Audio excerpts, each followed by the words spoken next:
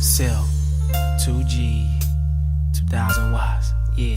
Levitating in my bedroom.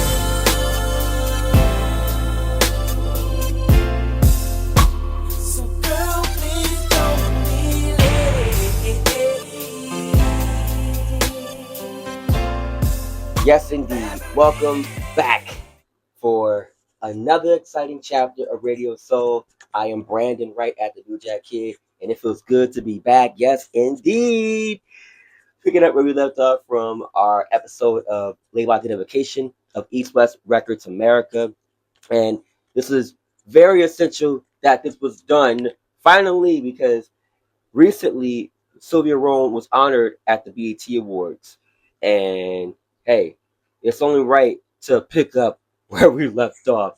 Nonetheless, hey, I'm going to give you a brief recap of what it was previously. We spoke about her tenure within Warner Music Group, her origins, running Atlantic, as well as ACO and East West. Plus, we had stopped via the brand new heavies. And the reason I have to mention the brand new heavies is because they were also under the leadership of Sylvia Rome with their second and third albums. The Heavy Rhyme Experience, which was distributed by Atlantic, and Brother Sister, which was distributed by East West Records America, all due to their record label, Delicious Vinyl, having a distribution deal with Atlantic Records. Plus, in the midst of that, Sylvia Rome will be tapped to move on to another chapter at the Warner Music Group, leaving behind her long tenure at the Atlantic Records Group to go ahead and lead Elektra Entertainment due to the prominence of Doug Morris, who will come in as the new leader of Warner Music Group overall, and she would tap to run the Elektra division of Warner Music. At the time, Warner Music was known as also WEA, Warner Elektra Atlantic. And with that, she was operating the Elektra division of WEA and Warner Music while also doing another merger and also making history in not just Black America, but also with women, being the first woman to obtain a dual title in the music industry. Yes, chairwoman and CEO. Plus, as I mentioned, mergers. She merged not one, not two, but three record labels, Sire, East West, and Elektra, thus creating the Elektra Entertainment Group, something that we would see noted on record releases starting in 1995-96.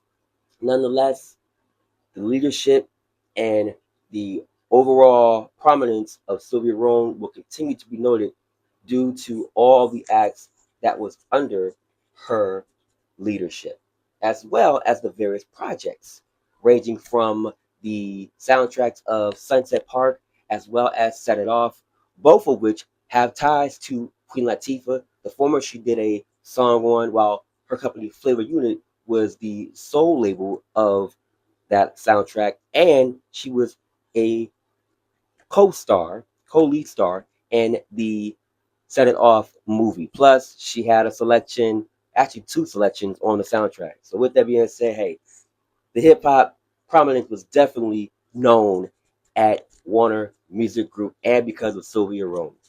And that's also because of the signings of Busta Rhymes as a solo artist. He was previously a part of the Leaders of the New School group, and he would go on to have a solo career officially with the Coming album.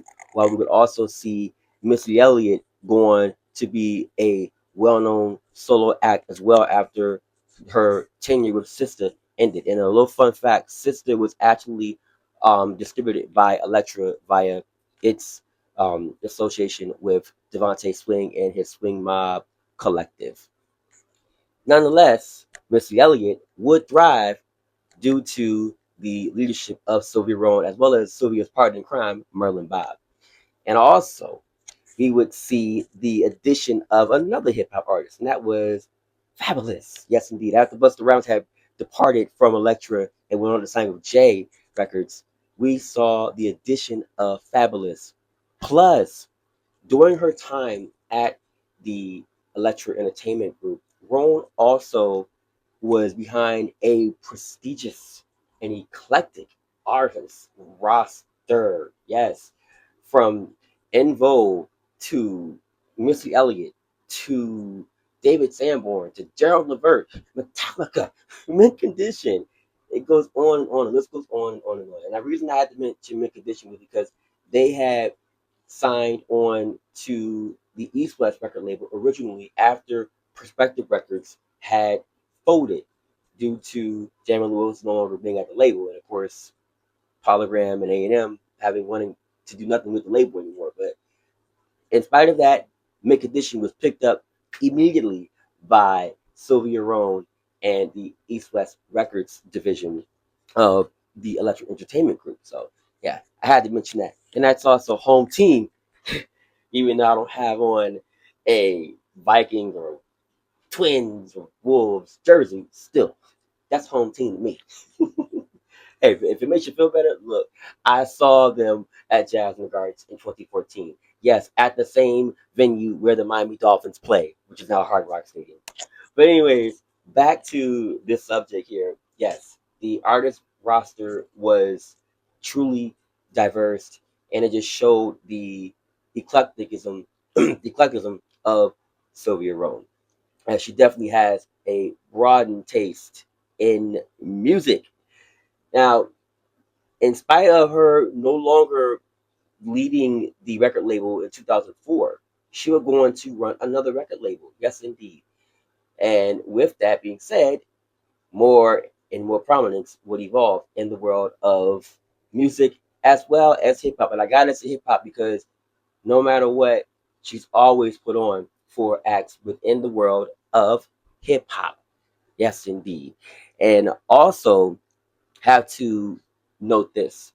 After Sylvia Road had parted ways from the Warner Music Group, um, Atlantic would take over the distribution pretty much and so leading of Elektra Records. And that was the first time in quite a while where the WEA umbrella was no longer a major thing anymore because of the fact that Elektra was no longer a standalone label. Nonetheless, changes definitely happened. But in spite of the changes, Sylvia kept going. Not only going to lead that record label of Universal Motown and taking along one of her acts that she signed at Elektra, which was fabulous. Yes, in a exchange via Warner Music and Universal Music, Music Soul Child came over to the Warner Music Group and signed with Atlantic, while Fabulous will go on to sign with Def Jam. Now, it's funny because the label that she was operating was Universal Motown, as opposed to Def Jam. Nonetheless, hey, Def Jam and Motown are sister labels, and plus, Universal is the sole distributor of all the record labels. So, hey, it all makes sense. And like they say, you never know.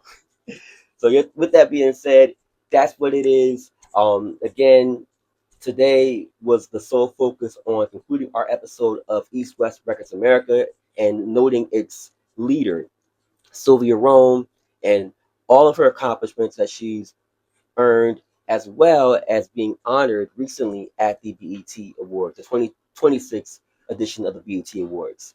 Hope you enjoyed this presentation, and I also hope that you learned something. If you appreciate the content, please like, comment, share, and definitely subscribe, as well as tell your family, friends, colleagues, etc. about the New Jack Kid and also about New Jack Flows, which is also the main brand behind Radio Soul. Yes, indeed. And it feels so good to be represented. Hey, with that being said, I'm Brandon Wright, signing out and wishing you all the best. Peace. I recognize there's a sudden change. I notice you haven't been calling me. I'm starting to see that things are not